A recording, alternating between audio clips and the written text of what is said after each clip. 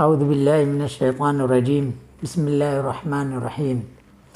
وَإِذْ قُلْنَا لِلْمَلَائِكَةِ اسْجُدُوا لِآدَمَ فَسَجَدُوا إِلَّا إِبْلِيسَ وَإِذْ اور جب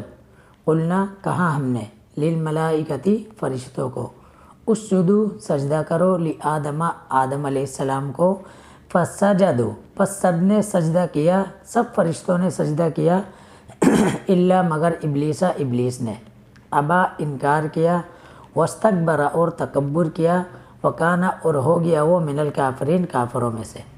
پچھلی آیت مبارکہ میں ہم نے پڑھا تھا کہ آدم علیہ السلام کو اللہ رب العالمین نے فرشتوں پر فضیلت دی، اور وہ فضیلت کی وجہ کیا تھی کہ اللہ رب العالمین نے آدم علیہ السلام کو علم عطا کیا، علم کی دولت عطا کی۔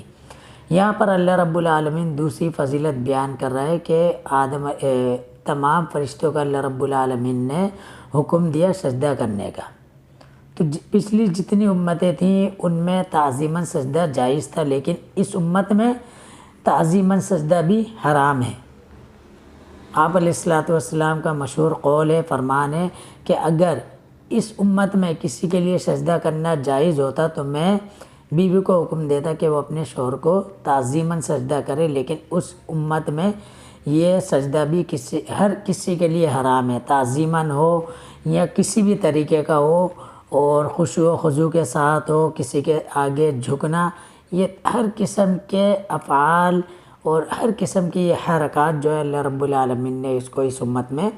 حرام قرار دیا ہے۔ اور یہ شیطان جو تھا یہ فرشتوں کے ساتھ رہتا تھا، جنات میں سے تھا، لیکن اعزازاً اللہ رب العالمین نے اس کو فرشتوں میں رکھا ہوا تھا۔ تو جب فرشتوں کو حکم دیا اللہ رب العالمین نے کہ آدم علیہ السلام کو سجدہ کرو، تو یہ حکم شیطان کے لیے بھی تھا،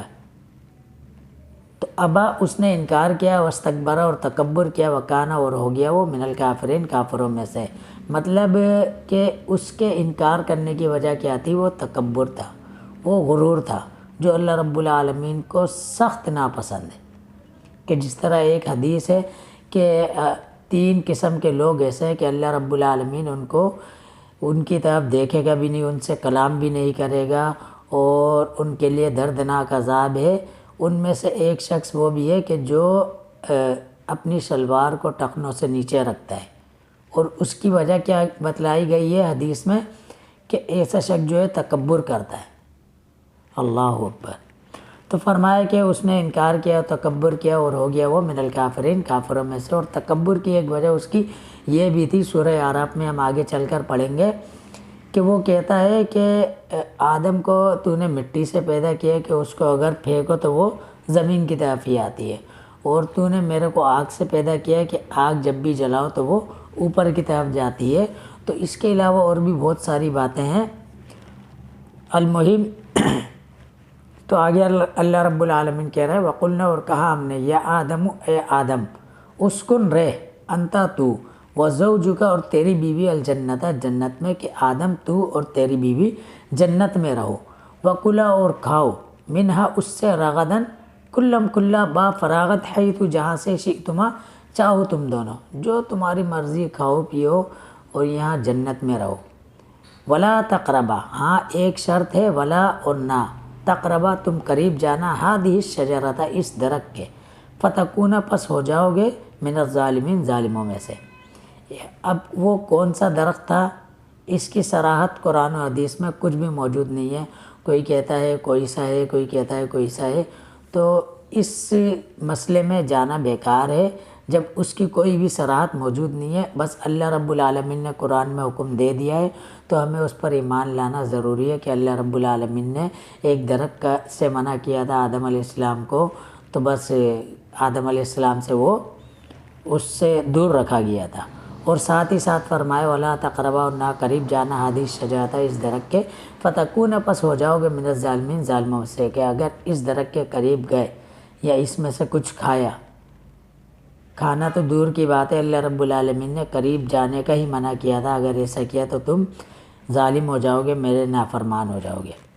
فَأَزَلَّهُمَا پس پھسلا دیا ان دونوں کو الشیطان شیطان نے، عنہا اس سے، بہکا دیا شیطان نے، سورہ اعراف میں اس کا بھی ذکر آئے گا۔ فوسوس الیہ الشیطان قال یا آدم هل ادلک علی شجرۃ الخلد وملک لا یبلی، کہ ان کو بہکایا پھسلائے کہ اگر آدم تیرے کو پتہ ہے کہ اس درخت کے قریب جانے سے کیوں منع کیا گیا ہے کہ تو ہمیشہ کے لیے بادشاہ بن جائے گا یا تو ہمیشہ ہمیشہ رہے گا جنت میں۔ تو یہ اس طرح اس نے بہکایا پھسلایا اور آدم علیہ السلام اس کے بہکاوے میں آ گئے۔ تو فرمایا کہ ان دونوں کو پھسلا دیا شیطان نے انہا اس سے، فاخرجہما پس نکال دیا ان دونوں کو، مما اس سے جو کانا تھے وہ فیہی اس میں، کہ اللہ رب العالمین نے جب دیکھا آدم علیہ السلام نے اللہ کی نافرمانی کی تو ان دونوں کو جنت سے نکال دیا گیا۔ وقلنا اور کہا ہم نے اہبتوا اتر جاؤ چلے جاؤ، منہا اس وقلنا اور کہا ہم نے اہبتوا اتر جاؤ، بعضکم بعض تمہارا لبعض بعض کا عدو دشمن ہے۔ اللہ رب العالمین نے ان کو جنت سے نکال دیا اور کہا تم دونوں ایک دوسرے کے دشمن ہو، یا آدم کا ایک دوسرے کا دشمن ہے، عدو دشمن ہے، وَلَكُمْ اور تمہارے لیے فی الارض زمین میں مستقر ٹھہرنا ہے، ومتاع اور فائدہ اٹھانا ہے، الی حین ایک وقت تک، کہ اب جاؤ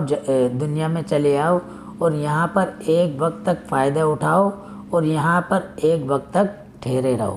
اللہ رب العالمین جو سنایا اس پر عمل کرنے اور اسے آگے پہنچانے کی توفیق عطا فرمائے۔ وآخر دعوانا ان الحمد للہ رب العالمین۔